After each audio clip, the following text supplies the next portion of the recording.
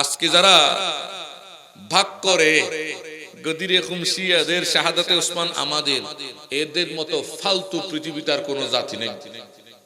গদিরে খুম ও সুন্নিদের, শাহাদাতে ওসমান ও সুন্নিদের। তবে হ্যাঁ, ঈদে গদিরে খুম সুন্নিদের নয়।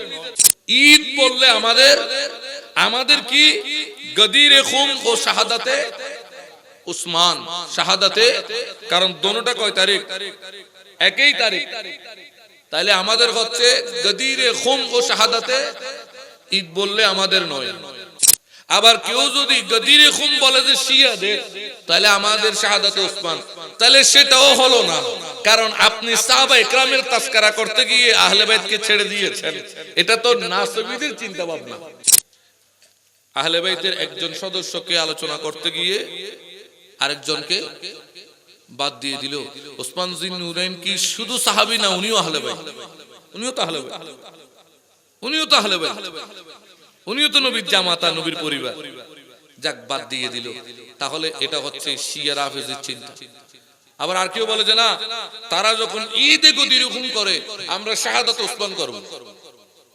তার মানে এরা আবার ওদের বিরোধিতা করতে গিয়ে মাওলা আলীকে ছেড়ে দিল। এটা নাসবী। এটা কোন চিন্তা? নাসবী চিন্তা। তো আহলে সুন্নাতের কাজ হচ্ছে আমরা জিকিরে গদিরে হুকুম ও জিকিরে শাহাদাতে ওসমান, আমরা দুটোটা করব। আমরা জিকিরে শাহাদাতে ওসমানের জিন নুরাইনও করব। আমরা গদিরে হুকুমে রাসূল পাক সাল্লাল্লাহু আলাইহি ওয়াসাল্লাম এমন কি হয়েছিল, মাওলা আলীর হাত তুলে কেন এই খুতবা দিয়েছিলেন, কোন ভুল বুঝাবুঝি নিরাসনে এই বন্ধু বানিয়ে দিলেন, ঘটনাটা কি, এটাও আমরা জাতির সামনে তুলে ধরব। আবার ওসমানের জিন নুরাইন কেন শহীদ হলেন, সেই মুনাফিকরা কারা, এটাও জাতির সামনে তুলে ধরব। কারণ দুটোটাই জানতে হবে। আমাদের বিশু দরবারের প্রত্যেকটা পোস্টার লিফলেটে দেখবেন, আগামীকাল ইনশাআল্লাহ বাদামতল মাহফিলেও দেখবেন ব্যানারের পিছনে বড় করে লেখা থাকে কি, হুব্বে আহলে বাইতে রাসূল, তাজিমে আসহাবে রাসূল।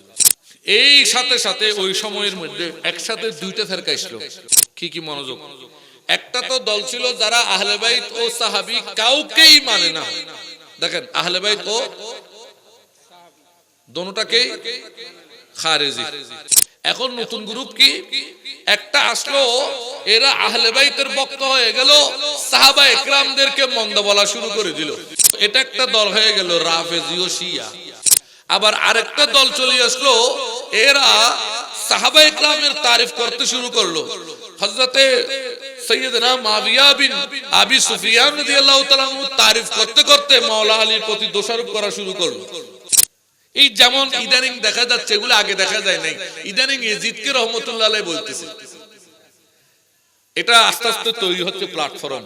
কারণ আপনি যখন জিকিরে সাইয়েদনা মুআবিয়া বিন আবি সুফিয়ান রাদিয়াল্লাহু তাআলা করতে করতে মাওলা আলীকে প্রশ্নবিদ্ধ করবেন, তখন মাঝখানে একটা দল দুঃসাহস দেখাবে, সেই ইয়াজিদকে রাহমাতুল্লাহ আলাইহি বলবে। এজন্য ইমাম আহলে সুন্নাত ওয়াল জামাতের ইমামরা যুগ যুগ ধরে একটা সিস্টেম দিয়েছেন, আকায়েদে নসফি, তার সরাসমূহ পড়েন, একটা সিস্টেম দিয়েছেন, এর বাইরে চলা যাবে না। রাসূল পাক গদিরে খুম নামে এক জায়গায় মাওলা আলীর হাত ধরে ভাষণ দিলেন, মান কুনতু মাওলা ফাহাজ আলিউন মাওলা। এখানে মাওলার অর্থ কি আমি সেটা নিয়ে আগে আলোচনা করেছি অনেক জায়গায়। তবে সাহাবায়ে কেরামের ক্ষেত্রে মাওলার অর্থ হচ্ছে প্রিয় ও বন্ধু। প্রিয় ও আমাদের জন্য, মনোযোগ, সাহাবায়ে কেরামের পরবর্তী যারা আসবে তাদের জন্য মাওলার অর্থ হচ্ছে অভিভাবক। এই জন্য আউলিয়া কেরাম বলতেছেন যে মাওলা আলী সাহাবায়ে কেরামের জন্য বন্ধু, আমাদের জন্য অভিভাবক। তার মানে ওনাদের ক্ষেত্রে মাওলার অর্থ প্রিয় বন্ধু, আমাদের ক্ষেত্রে অভিভাবক। মনোযোগ দেন। এখন রাসূল পাক বললেন আলী যার, যেহেতু উপস্থিত সাহাবী উদ্দেশ্য, তাহলে আমরা এখানে আপাতত প্রিয় বন্ধু বলবো। আমি যার বন্ধু, আলী তার বন্ধু। আমি যার প্রিয়, আলী তার, এটা কে বলছে? আমার নবী সাল্লাল্লাহু আলাইহি ওয়াসাল্লাম। একটু কি বলছে? সাহাবায়ে কেরামকে নিয়ে, আমি যার প্রিয়, আলী তার, আমি যার বন্ধু, আলী তার। এখন রাসূল পাকের প্রিয়র মধ্যে একজন বড় প্রিয় ব্যক্তি হচ্ছে ওসমানের জিন নুরাইন। কত প্রিয়! দুইজন কন্যা ওনাকে দান করেছেন। উসমান জিন্নুরাইন শহীদ হয়, আর দেখা যায় তখন উসমান জিন্নুরাইনের বন্ধু হিসেবে, মাওলা হিসেবে সাথে আছে আলী। তাহলে নবীর ঘোষণার দূরদর্শিতা, আমি যার প্রিয় আলী তার প্রিয়। কেমন প্রিয়, দুই কন্যা দিয়েছেন, সেটা আলীরও এত প্রিয় যে আলীও ওনাকে নিয়ে সেই কঠিন সময়ে 35 হিজরিতে ওনার ঘরের পাহারার মধ্যে বসবে। শাহনুর সুন্নি বাংলাদেশ, হাজী বাদশাহ মিয়া মার্কেট, রোশনহাট, চন্দনাইশ, চট্টগ্রাম। সর্বপ্রথম যেই ফিতনা পৃথিবীতে আসছে, আমার দয়াল নবীজি পৃথিবীর জমিনে দুনিয়াবি হায়াতে থাকতেই, হায়াতে দুনিয়ায় থাকতেই যে ফিতনা, সেটার নাম হচ্ছে মুনাফিক। কি ফিতনা?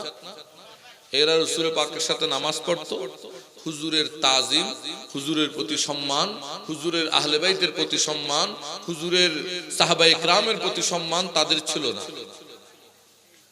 কি বলছি? তিনটা জিনিস। এরা অথচ নামাজ পড়তো। এরা কি পড়তো? নামাজ পড়তো, রোজা রাখতো, জিহাদে না গেলেও জিহাদের জন্য কি দিত? বার্তা দিত, টাকা পয়সা দিয়ে সাহায্য করতো। কিন্তু কেন মুনাফিক? কারণ এরা রাসূল পাককে নিজের মত নাউজুবিল্লাহ মনে করত, নবীর তাজিমের প্রতি উদাসীন ছিল, সাহাবায়ে কেরামকে নিয়ে সমালোচনা করত, নবীর আহলে বাইত নিয়ে সমালোচনায় লিপ্ত ছিল। প্রথম ফেরকা, এই প্রথম যে মুনাফিক ফেরকা, এই দোষটা এখন আস্তে আস্তে আস্তে আস্তে আস্তে আস্তে আমাদের ভিতরে ঢুকছে। আমরা কেউ আহলে সাহাবায়ে কেরামের তারিফ করতে গিয়ে আহলে বাইতকে ইগনোর করে বসি, আবার কেউ আহলে বাইতের জিকির করতে গিয়ে সাহাবায়ে কেরামকে অবজ্ঞা করে বসি। আমি বুঝতে পারছি। আর কেউ তো স্বয়ং রাসূল পাককেই ঠিক ওই মুনাফিকদের মতো। আমি বুঝতে পারছি। এটা প্রথম ফেরকা। প্রথম ফেরকা যাদেরকে নিয়ে কোরআনে অনেক আয়াত আসছে, রীতিমতো সূরা মুনাফিকুনও আছে একটা। হুজুর পাক সাল্লাল্লাহু আলাইহি ওয়াসাল্লাম ইন্তেকাল করলেন। ইন্তেকাল করার পর আরেকটা ফেরকা আসলো। এই ফেরকার নাম হচ্ছে কাজ্জাবিয়া, মৃত্যুকের ফেরকা। কি ফেরকা?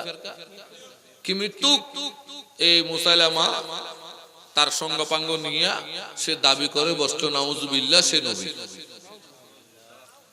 এই বন্ড নবী মিথ্যা দাবিদার। কি দাবিদার? এটা ফেরকা। এটাকে আবার দমন করলেন সাইয়েদনা সিদ্দিক আকবর রাদিয়াল্লাহু তাআলা, ওনার খেলাফত আমল। এরপর একটা বিশাল ফেরকা, ওই যে মুনাফিক, সাহাবায়ে কেরামের প্রতি বিদ্বেষ, আহলে বাইতের প্রতি বিদ্বেষ। বিদ্বেষ মানে ক্রোধ, হিংসা, ঘৃণা। প্রথম থেকে যে ছিল, এরা তো যত তোবা কালাম গরক কয়লা দুলে ময়লা, এরা তো ছিল। এখান থেকে বের হয়ে আসলো যারা ফারুক আজম রাদিয়াল্লাহু তাআলা আনহুকে মসজিদ নববীতে শহীদ করবে। ফারুক আজম শাহাদাতের পর আসলেন উসমান জিন নুরাইন রাদিয়াল্লাহু তাআলা, ওনার খেলাফত আমল। এখন আরেকটা ফেরকা আরম্ভ হলো। এই ফেরকাটা কি? এই ফেরকাটা হচ্ছে খেয়ানতের ফেরকা। কি ফেরকা? খেয়ানত।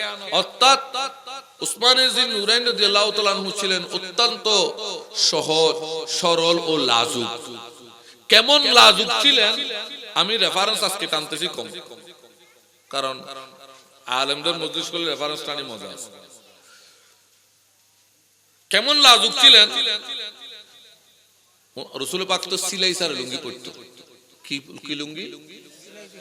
সিলাই বিহীন লুঙ্গি পরতো। তো এভাবে যখন ছিলেন লুঙ্গিটা, এই যে একটু এভাবে হাঁটুর নিচেটা দেখা যাচ্ছে। হযরত উসমান জিন নুরাইন যখন আসছেন, হাদিসে আসছে আমার রাসূল পাক পাকে গুটিয়ে নিয়ে কাপড়টা টেনে দিলেন আর বলতেছেন, আমি কেন তাকে লজ্জা করব না যাকে ফেরেশতারাও লজ্জা করে, যাকে ফেরেশতারাও।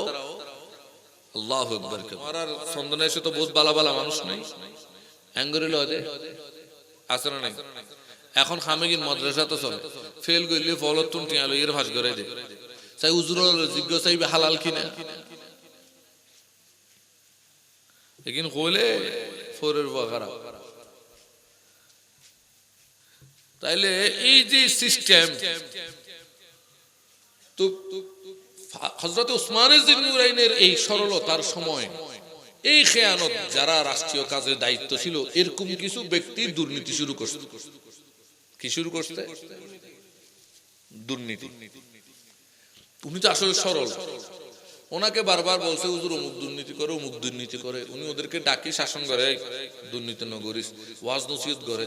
সরে হত্যা ধর্মের কাহিনী উনি ওয়াজ নসিহত করতেন, কিন্তু এরা শুধরাইতো না। এখন উনি তো কঠোর হইতে পারতেছে না, কিন্তু উনি ওনার ভেতরে থেকে, ওনার নীতির মধ্যে থেকে উনি সম্পূর্ণ চেষ্টা করে যেতেন। এই কারণেই এই খেয়ানতি যারা করতো, এই খেয়ানতি লোকদের কারণে, ফেরকাটার কারণেই, এদের কর্মকাণ্ডের কারণেই, এদের কর্মকাণ্ডের বলির মধ্যে পড়ে গেল হযরতে উসমান যিন্নুরাইন রাদিয়াল্লাহু তাআলা। কিভাবে? এই যারা প্রশাসনিক দপ্তরে ছিল, তারা মিশরের কিছু, মিশর এবং আরো কয়েকটা প্রদেশের কিছু লোকদের সাথে এরকম দুর্নীতি কিছু ঘটনা আছে, এগুলো কিতাব পড়লে পাবে। এই ঘটনাগুলোকে কেন্দ্র করে তারা বারবার আন্দোলন উঠাইলো। উনি বারবার এদেরকে শাসন করছেন, কিন্তু তারা সংশোধন হচ্ছে না।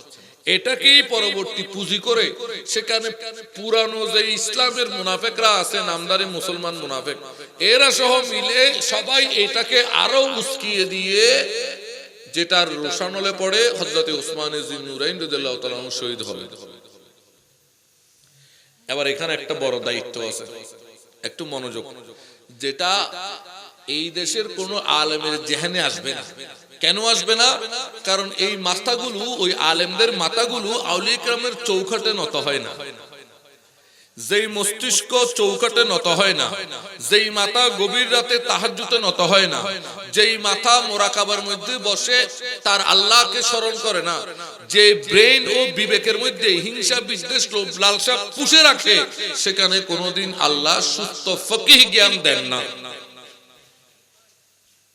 এবার শুনেন, 18ই জিলহজ, 18ই দশম হিজরি, কত হিজরি? তারিখ মনে রাখবেন, কত হিজরি? রাসূল পাক গদিরে খুম নামে এক জায়গায় মাওলা আলীর হাত ধরে ভাষণ দিলেন। মান কুনতু মাওলা ফাহাজ আলীউন মাওলা। এখানে মাওলার অর্থ কি আমি সেটা নিয়ে আগে আলোচনা করেছি অনেক জায়গায়। তবে সাহাবায়ে কেরামের ক্ষেত্রে মাওলার অর্থ হচ্ছে প্রিয় ও বন্ধু। প্রিয় ও আমাদের জন্য, মনোযোগ, সাহাবায়ে কেরামের পরবর্তী যারা আসবে তাদের জন্য মাওলার অর্থ হচ্ছে অভিভাবক। এই জন্য আউলিয়া কেরাম বলতেছেন যে মাওলা আলী সাহাবায়ে কেরামের জন্য বন্ধু, আমাদের জন্য অভিভাবক। তার মানে ওনাদের ক্ষেত্রে মাওলার অর্থ প্রিয় বন্ধু, আমাদের ক্ষেত্রে অভিভাবক। মনোযোগ দেন। এখন রাসূল পাক বললেন আলী যার, যেহেতু উপস্থিত সাহাবী উদ্দেশ্য, তাহলে আমরা এখানে আপাতত প্রিয় বন্ধু বলবো। আমি যার বন্ধু, আলী তার বন্ধু। আমি যার প্রিয়, আলী তার, এটা কে বলছে? আমার নবী সাল্লাল্লাহু আলাইহি ওয়াসাল্লাম। একটু মনোযোগ দেন, কি বলছে? সাহাবায়ে কেরামকে নিয়ে, আমি যার প্রিয়, আলী তার, আমি যার বন্ধু, আলী তার। এখন রাসূল পাকের প্রিয়র মধ্যে একজন বড় প্রিয় ব্যক্তি হচ্ছে উসমান যিন্নুরাইন। কত প্রিয়? 2 জন কন্যা ওনাকে দান করেছেন। নিজের 2 জন কন্যা বিবাহ দিয়েছেন কার সাথে? উসমান যিন্নুরাইনের সাথে। একজন নয়, কয়জন? কত প্রিয়! তাহলে এখন এই প্রিয়টা মাওলা আলীর সাথে থাকতে হবে না? থাকতে হবে কিনা? এখন তার প্রমাণ দেখেন। এই 18ই জিলহজ 35 হিজরি, ইতিহাস উঠান, কেউ নাই, উসমান যিন্নুরাইন গৃহবন্দী, সেখানেও মাওলা। ওই যে উনি যে আল্লাহর নবী যে বলছে মাওলা, এটা বন্ধু, সেই বন্ধুত্বের দায়িত্ব সেখানে উনি দেখিয়ে দিচ্ছেন যে মাওলার দায়িত্ব কি, বন্ধুত্বের দায়িত্ব কি। উনি ওনার সন্তান হাশেম ও কুরাইশের কিছু গোত্রকে নিয়ে, পরিবার সদস্যকে নিয়ে উনি একটা টিম করে ওনার নিরাপত্তার দায়িত্ব পালন শুরু করে দিলেন। কে? হযরত আলী কারামাল্লাহু ওয়াজহু। ওই 18 তারিখ উনি আবার শহীদ হলেন উসমানে জিন্নুরাইন। যেই 18 জিলহজ রসুল মাওলার ঘোষণা দিলেন, সেই 18 জিলহজ উসমান জিন্নুরাইন শহীদ হয়। আর দেখা যায় তখন উসমান জিন্নুরাইনের বন্ধু হিসাবে, মাওলা হিসাবে সাথে আছে আলী। তাহলে নবীর ঘোষণার দূরদর্শিতা, আমি যার প্রিয় আলী তার প্রিয়। কেমন প্রিয়, দুই কন্যা দিয়েছেন, সেটা আলীরও এত প্রিয় যে আলীও ওনাকে নিয়ে সেই কঠিন সময়ে 35 হিজরিতে ওনার ঘরের পাহারার মধ্যে বসত। আজকে যারা ভাগ করে গদিরে খুম শিয়াদের শাহাদাতে ওসমান আমাদের, এদের মতো ফালতু পৃথিবীতে আর কোনো জাতি নেই। গদিরে খুম ও সুন্নিদের, শাহাদাতে ওসমান ও সুন্নিদের। তবে হ্যাঁ, ঈদে গদিরে খুম সুন্নিদের নয়। ঈদ শব্দ দিয়ে এটা আমাদের মনে তো থাকবে। ঈদ বললে আমাদের কি গদিরে খুম ও শাহাদাতে উসমান, শাহাদাতে, কারণ দোনোটা কয় তারিখ? একই তারিখ। তাহলে আমাদের হচ্ছে গদিরে খুম ও শাহাদাতে, ঈদ বললে আমাদের নয়। আবার কেউ যদি গদিরে খুম বলে যে শিয়াদের, তাহলে আমাদের শাহাদাতে উসমান, তাহলে সেটাও হলো না। কারণ আপনি সাহাবায়ে কেরামের তাসকারা করতে গিয়ে আহলে বাইতকে ছেড়ে দিয়েছেন। এটা তো নাসবীদের চিন্তা ভাবনা। সুন্নি সাহাবী ও আহলে বাইতকে একই মানদণ্ডে রাখে, যেটা আমি প্রায় সময় বলি। ইদানিং আমাদের বিশু দরবারের প্রত্যেকটা পোস্টার লিফলেটে দেখবেন, আগামীকাল ইনশাআল্লাহ বাদামতল মাহফিলেও দেখবেন ব্যানারের পিছনে বড় করে লেখা থাকে কি? হুব্বে আহলে বাইতে রাসূল, তাজিমে আসহাবে রাসূল। এটা হচ্ছে আমাদের মূল উসুল। আমরা আসহাবে রাসূলকে তাজিম করতে গিয়ে আহলে বাইতের ভালোবাসাকে আমরা ভুলে যাই না। আবার আহলে বাইতের ভালোবাসায় পড়ে সাহাবায়ে রাসূলের তাজিম ভুলে যাই। কিন্তু আজকে কিছু মানুষ দেখা যায় যারা সাহাবায়ে কেরামের তাজমের কথা বলে আহলে বাইতকে ইগনোর করে। আবার কিছু মানুষ দেখা যায় যারা আহলে বাইতের মুহাব্বতের কথা বলে সাহাবায়ে কেরামকে ইগনোর করে। এরা উভয় পথভ্রষ্টের দিকে ধাবিত হচ্ছে। আল্লাহ ওনাদেরকে হিদায়াত দান করুন। আমরা বলবো একটু পরিবর্তন হন, একটু পরিবর্তন হন, আলোচনার ব্যবস্থা করেন, আলোচনার ব্যবস্থা করেন, এক না এক তন্ত্র পরিহার করেন, মিলেমিশে সুন্নিয়তের খেদমতগার হয়ে যান। কেউ এখানে সভাপতি আমির নই, সবাই খেদমতগার হয়ে যান। দেখবেন সুন্নিয়তের গুল ও বালা চারদিকে ছড়িয়ে পড়ে। তাহলে যেটা বলছিলাম, হযরত উসমান জিন্নুরাইন শহীদ হলেন। একটু মনোযোগ দেন। উসমান জিন্নুরাইন এরপর মাওলা আলী মুশকিল কুশা খেলাফতের দায়িত্ব সাহাবায়ে কেরামের বৈঠকের মাধ্যমে নিলেন। উনি ওটার উপরে আত্মসাৎ করে নেয় নাই। কিভাবে নিয়েছে? সাহাবায়ে কেরামের বৈঠকের মাধ্যমে নিয়েছেন। এখন ওই যে যুগ যুগ ধরে শুরু থেকে একটা মুনাফিক আমাদের ভিতরে গোপনে ঢুকে আছেন। আমি দেখাইছিলাম নবীর যুগ থেকে আছে না? এরা চিন্তা করলো এটা তো একটা বড় সুযোগ, তো তারা সুযোগটা কাজে লাগাইলো। ঠিক আমাদের বর্তমান সুন্নি মার্কেটের মতো। কিরকম? মনে করেন আমি মঈনুদ্দিন এখানে, তো একজন বড় সুন্নি আলেম উনি আরেক জায়গায়। তো কোন একজন যে সুন্নি না কিন্তু সে সুন্নি বেশদরি টুপি লাগায়, ওনারে গিয়ে বলল, হুজুর মঈনুদ্দিন তো আপনার যে ওয়াজের মধ্যে যে দুলাই করছে, আপনার ফ্যান ট্যান খুলি ল্যান্ডা করে দিয়েছে। উনি যাচাই বাছাইয়ের প্রয়োজন মনে করে নাই। আর আমরা তো এমনি মাশাআল্লাহ কানে যা শুনি তা তাড়াতাড়ি দুমরাই। বিবেক বুদ্ধি কম হয়ে গেছে আমাদের। হিংসা বিদ্বেষ যেখানে প্রবেশ করে সেখান থেকে ঈমান বুদ্ধি বহুত আগে চলে যায়। এখন আমরা করতে কি, উনি কইল কি স্পিকারের মধ্যে নিয়ে লাইফের মধ্যে চলে আসলো, আমার নামে 2-3টা ফতোয়া দিয়ে দিল।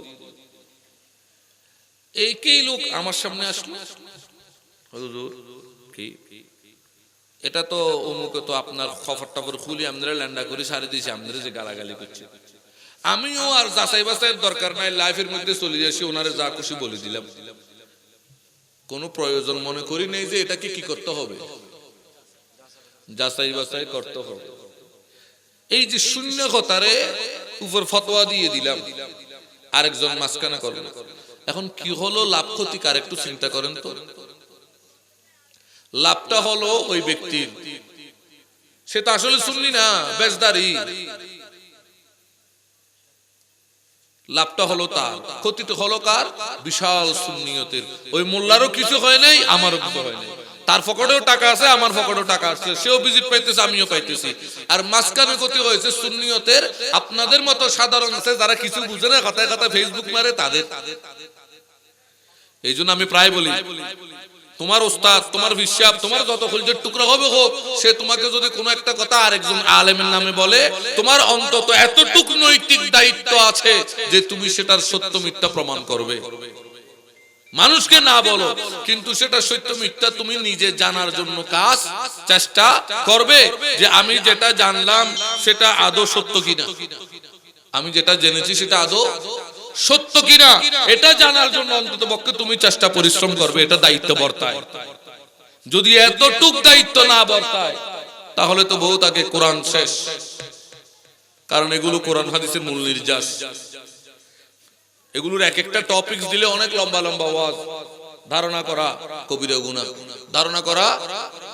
আপনি ইবনে মাজার হাদিস শরীফে দেখেন, আল্লাহর প্রিয় রাসূল সাল্লাল্লাহু আলাইহি ওয়াসাল্লাম ধারণার উপরে কতগুলো কথা বলেছেন।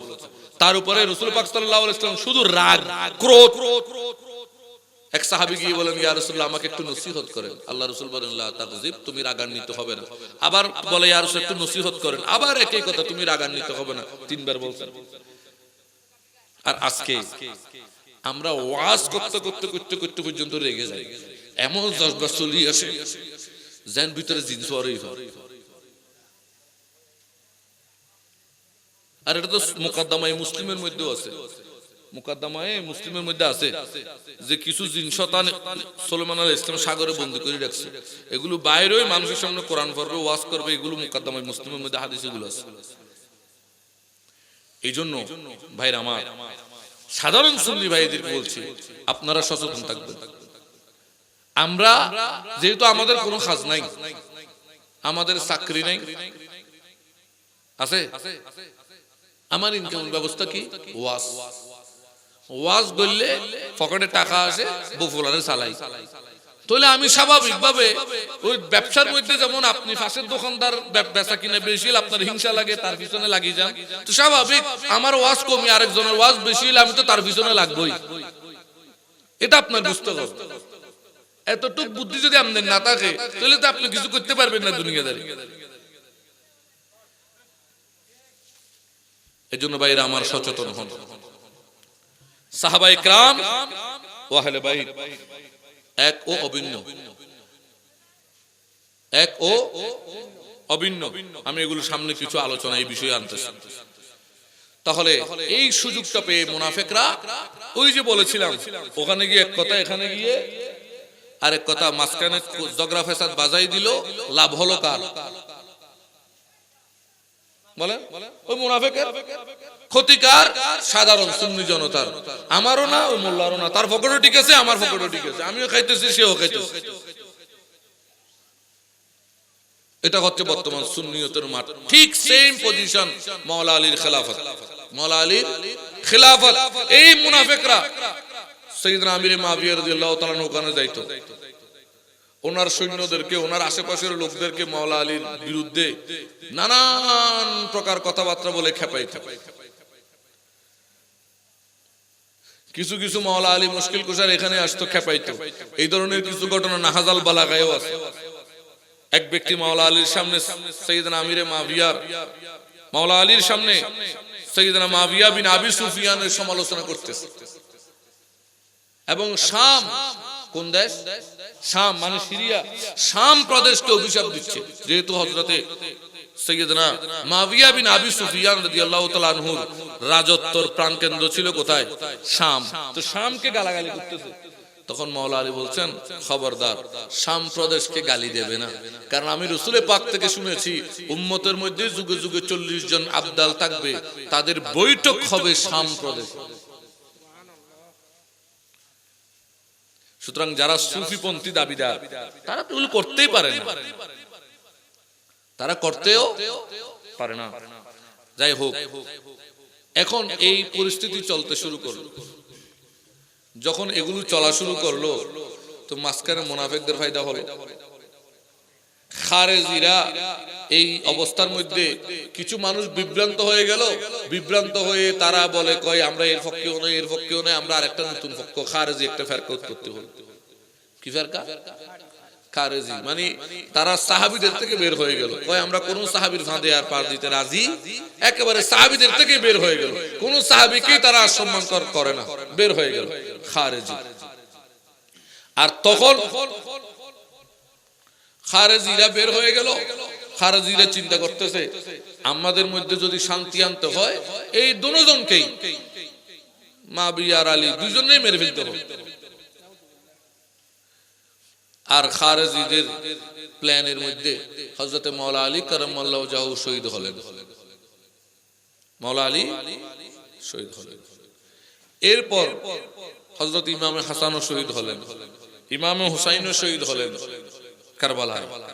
ইমাম হুসাইন শহীদ হওয়ার পর ইয়েজিদের আরো অপকর্মকাণ্ড, সে মদিনায় হামলা করলো, অসংখ্য সাহাবী শহীদ করলো, মক্কায় হামলা করলো, খানায়ে কাবার ভাঙচুর হলো। এগুলো করার পর এজিদও শেষ। এখন এজিদ শেষ, কিন্তু একটু মনোযোগ দেন, ক্ষমতার লোভ খারাপ জিনিস। কুফায় এক ব্যক্তি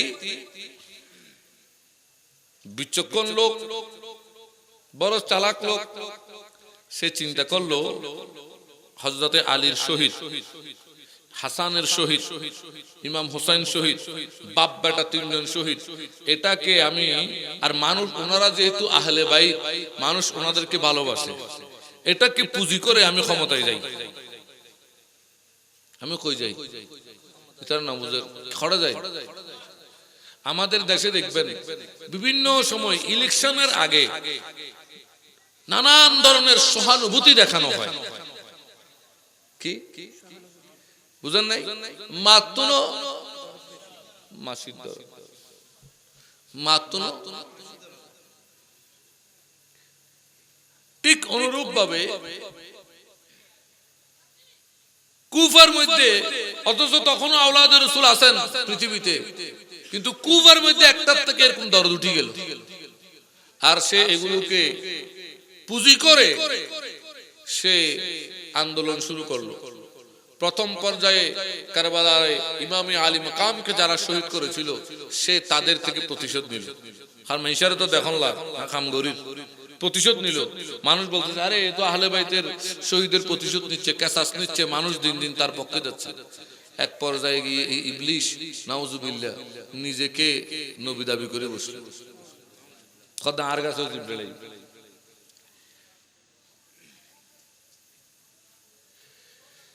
এই সাথে সাথে ওই সময়ের মধ্যে একসাথে দুইটা ফেরকা আসলো, একসাথে হবো। কি কি মনোযোগ! একটা তো দল ছিল যারা আহলে বাইত ও সাহাবী কাউকেই মানে না। দেখেন আহলে বাইত ও দোনোটাকেই খারেজি। এটা কি চলে গেছে, গ্রুপ শেষ। আচ্ছা, এখন নতুন গ্রুপ কি একটা আসলো, এরা আহলে বাইতের বক্তা হয়ে গেল, সাহাবা একরামদেরকে মন্দ বলা শুরু করে দিল। আহলে বাইতের বক্তা হয়ে গেল, সাহাবা একরামকে মন্দ বলা শুরু করলো। এটা একটা দল হয়ে গেল রাফেজিও শিয়া, রাফেজিও। আবার আরেকটা দল চলে আসলো, এরা সাহাবা ইকরামের তারিফ করতে শুরু করলো। হযরতে সাইয়েদনা মুআবিয়া বিন আবি সুফিয়ান রাদিয়াল্লাহু তাআলা আনহু তারিফ করতে করতে মাওলা আলীর প্রতি দোষারোপ করা শুরু করলো। এই যেমন ইদানিং দেখা যাচ্ছে, এগুলো আগে দেখা যায় নাই, ইদানিং ইয়াজিদকে রাহমাতুল্লাহ আলাইহি বলতেছে। এটা আস্তে আস্তে তৈরি হচ্ছে প্ল্যাটফর্ম। কারণ আপনি যখন জিকিরে সাইয়েদনা মুআবিয়া বিন আবি সুফিয়ান রাদিয়াল্লাহু তাআলা আনহু করতে করতে মাওলা আলীকে প্রশ্নবিদ্ধ করবেন, তখন মাঝখানে একটা দল দুঃসাহস দেখাবে, সেই ইয়াজিদকে রাহমাতুল্লাহ আলাইহি বলবে। এজন্য ইমাম আহলে সুন্নাত ওয়াল জামাতের ইমামরা যুগ যুগ ধরে একটা সিস্টেম দিয়েছেন, আকায়েদে নসফি তার সরাসমূহ পড়েন, একটা সিস্টেম দিয়েছেন, এর বাইরে চলা যাবে না। যে কোন সাহাবীর পর কার মর্যাদা, কার পর কার মর্যাদা, আমাদেরকে সেই সিস্টেমে থাকতে হবে, এর বাইরে যাওয়ার সুযোগ নেই। এর বাইরে গেলেই এই যে এখন যা চলতেছে এগুলো দেখতে থাকবে, এগুলো দিন দিন আরো চলবে, কিন্তু ওই সিস্টেমের মধ্যে আপনাকে থাকতে হবে। আকায়েদে তাহাবি দেখেন, আরো আছে আকীদার কিতাব, আমি ওদিকে যাচ্ছি, একটু মনোযোগ দিন। এখন এরা একটা দল হয়ে গেল, এটার নাম হচ্ছে নাসবী। এটার নাম কি? নাসবী। এরা জিকিরে সাহাবী করতে গিয়ে আহলে বাইতের প্রতি আঙ্গুল তুলে, যেমন মনোযোগ, একদিকে সাহাবায়ে কেরামের গুণগান করে, হযরতে মুআবিয়া বিন আবি সুফিয়ান রাদিয়াল্লাহু তাআলা আনহু সম্মান গায়, আবার দেখবেন চট করে বলবে মাওলা আলী খানায় কাবায় জন্ম হয়েছে, এটা ঠিক না, এটা ভুল। মাওলা আলী শরাব খেয়ে নামাজ পড়ছিল, এটা তো হাদিসে আছে, বললে সমস্যা কোথায়? গদিরে হুম, না এটা দরকারই নেই, এটা তো কখনো সুন্নিরাই করে নাই।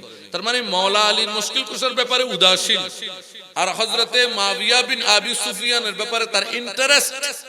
এটা নাসবী সিস্টেম। কোন সিস্টেম? আমি বুঝতে পারছি। আবার মনোযোগ, এবার শিয়া রাফেজি কি? মাওলা আলী খানায় কাবায় জন্ম হয়েছে, আমির মুআবিয়া কি? হ্যাঁ, অস্তিত্ব আছে নাকি? নাউজুবিল্লাহ। মাওলা আলী সম্মান বহুত বড়, ওনার সামনে এটা কি? তার মানে সে জিকিরে মাওলা আলী করতে করতে সে সাহাবায়ে কেরামকে কি করতেছে? আঘাত করতেছে। এটা হচ্ছে রাফেজি ও শিয়ার কাজ।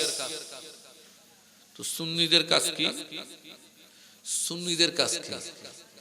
সুন্নিদের কাজ হচ্ছে, সুন্নিরা বলে যে মাওলা আলী মুশকিল কুশা খানায় কাবায় ভূমিষ্ঠ হয়েছে, আরো সাহাবী হয়েছে, উনি কেন? হাকিম পরিবার থেকেও তো হয়েছে। মাওলা আলী মুশকিল কুশা কাররামাল্লাহু ওয়াজহুর এই মানাকিব, এই ফজিলত। হযরতে মুআবিয়া বিন আবি সুফিয়ান রাদিয়াল্লাহু তাআলা এই মানাকিব, এই ফজিলত। আমাদের কাজ হচ্ছে আমরা শুধু রাসূলের আহলে বাইত ও সাহাবায়ে কেরামের ভালো জিকিরগুলো করব, ওনাদের যে ত্রুটিগুলো কোন কিতাবে হাদিসে এই সেই জায়গায় যদিও আসে পাই পড়ি, আমাদের মাথায় রাখতে হবে নিশ্চয়ই সেই বর্ণনাগুলোর ভালো কোনো তাবিল আমরা জানি না। আমি বুঝতে পারছি? আমি বুঝতে পারছি। এখন চিন্তা করেন আপনি কোথায় আছেন? আপনি কি আসলে আহলে সুন্নতের একেবারে মূল ধারার উপরে আছেন, না ডান বাম হয়ে যাচ্ছেন? একটু যদি ডান বাম 19-20 হয়ে যায় তাইলে বুঝে নিবেন একটু ওদিকে গেলে নাসবী, এদিকে গেলে রাফেজি, মাঝখানে গেলে আহলে সুন্নাত। আমি বুঝতে পারছি। যেমন এই যে 18 জিলহজ এক শ্রেণী মাওলা আলীকে নবীজি ঘোষণা দিয়েছেন, মাওলা আলীর অভিষেক করতে হবে, এটা ঈদ। এটা কি? ঈদ, মুমিনদের ঈদ। ঈদ দিয়ে আচ্ছা, কিন্তু ওই দিন যে হযরত ওসমানের যে নূরাইনের শাহাদাতের জিকির আছে সেটার কোনো কথাই নেই। তাহলে সে আহলে বাইতের একজন সদস্যকে আলোচনা করতে গিয়ে আরেকজনকে বাদ দিয়ে দিল। ওসমান জিন নূরাইন কি শুধু সাহাবী না, উনিও আহলে বাইত, উনিও তো আহলে বাইত, উনিও তো নবীর জামাতা, নবীর পরিবার, যাক বাদ দিয়ে দিল। তাহলে এটা হচ্ছে শিয়া রাফেজির চিন্তা। আবার আর কেউ বলে যে না, তারা যখন ঈদে গদি রকম করে আমরা শাহাদাত ওসমান করব। তার মানে এরা আবার ওদের বিরোধিতা করতে গিয়ে মাওলা আলীকে ছেড়ে দিল। এটা নাসবী। এটা কোন চিন্তা? নাসবী চিন্তা। তো আহলে সুন্নাতের কাজ হচ্ছে আমরা জিকিরে গদিরে হুম ও জিকিরে শাহাদাতে ওসমান, আমরা দুটোটা করব। আমরা জিকিরে শাহাদাতে ওসমানের জিন নূরাইনও করব, আমরা গদিরে হুমে রাসূল পাক সাল্লাল্লাহু আলাইহি ওয়াসাল্লাম এমন কি হয়েছিল মাওলা আলীর হাত তুলে কেন এই খুতবা দিয়েছিলেন, কেন দিয়েছিলেন, কি প্রয়োজন হয়েছিল, মাওলা আলীর প্রতি কি কি অভিযোগ এসেছিল, কি কি অভিযোগ খণ্ডনে নবীজি এই কথাগুলো বলেছেন, কোন ভুল বুঝাবুঝি নিরসনে এই বন্ধু বানিয়ে দিলেন, ঘটনাটা কি, এটাও আমরা জাতির সামনে তুলে ধরব। আবার উসমান জিন্নুরাইন কেন শহীদ হলেন, সেই মুনাফিকরা কারা, এটাও জাতির সামনে তুলে ধরবো। কারণ দোনোটাই জানতে হবে, দোনোটাই, কোনটা জানার কোনটা না জানার দরকার বেশি, নাকি দোনোটা জানার দরকার? একটাও তো নাই যে যেটা জানার দরকার নেই, দোনোটাই জানার দরকার। কেন উসমান জিন্নুরাইন শহীদ হলেন আর কেন মাওলা আলীর হাত ধরে নবীকে এই কথা বলতে হলো, দোনোটাই জানা। কারণ দোনোটা যদি আপনি সঠিকভাবে না জানেন, আপনাকে যার যেদিকে খুশি সেদিকে ভুল বুঝে বুঝাই 72 দলে যায়, যেদিকে পারে আপনাকে সে সেদিকে নিয়ে যাবে। আমি বুঝাতে পারছি? তাহলে এখন খারেজি যারা সাহাবী ও আহলে বাইত দোনোটাকেই ছেড়ে দিল, রাফেজি ও শিয়া যারা সাহাবায়ে কেরামকে ছেড়ে দিল, আর নাসবী যারা আহলে বাইতকে ছেড়ে দিল। আর আহলে সুন্নাত আমরা সাহাবী ও আহলে বাইত উভয়কে মহব্বত করি, উভয়কে তাজিম করি। এখন বুঝে আসছে কে কি বলবে, আমি এগুলো তাওয়াক্কা করি না। বলবে পিছন থেকে বহুত কিছু বলে। হাতের মধ্যে যখন গোশত নিয়ে আপনি বাজার থেকে ঘরে আসেন, কুকুর তো কেউ কেউ করবে, কুকুরের আর সম্মান কি, কুকুরের কাজ তো সেটা, সে কেউ কেউ করবে, এটা তার দায়িত্ব।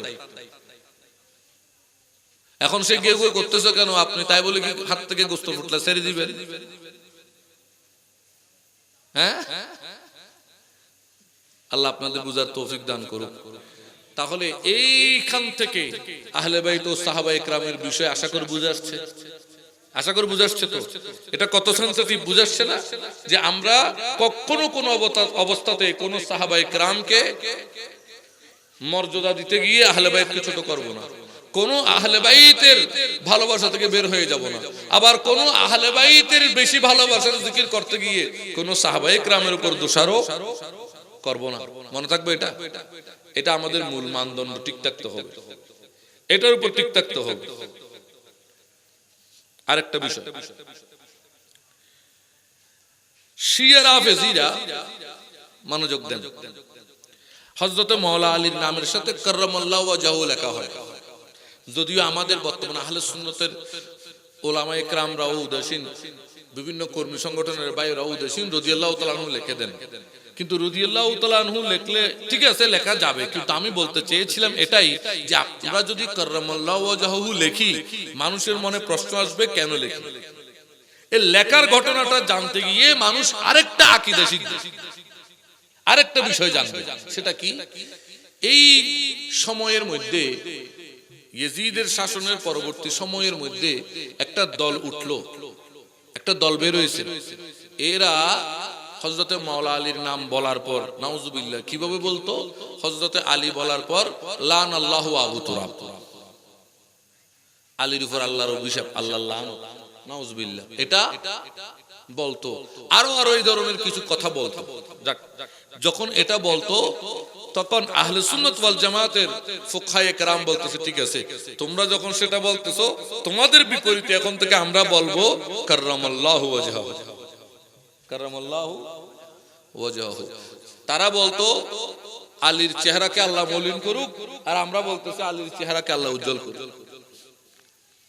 আচ্ছা, এখন দেখেন তো একটা প্রশ্ন আজকে আমাদের বর্তমান জেনারেশনকে, উলামায়ে কেরামকে একটা প্রশ্ন, কাররামাল্লাহু ওয়াজহাহু মাওলা আলীর নামের সাথে লাগিয়েছেন কারা?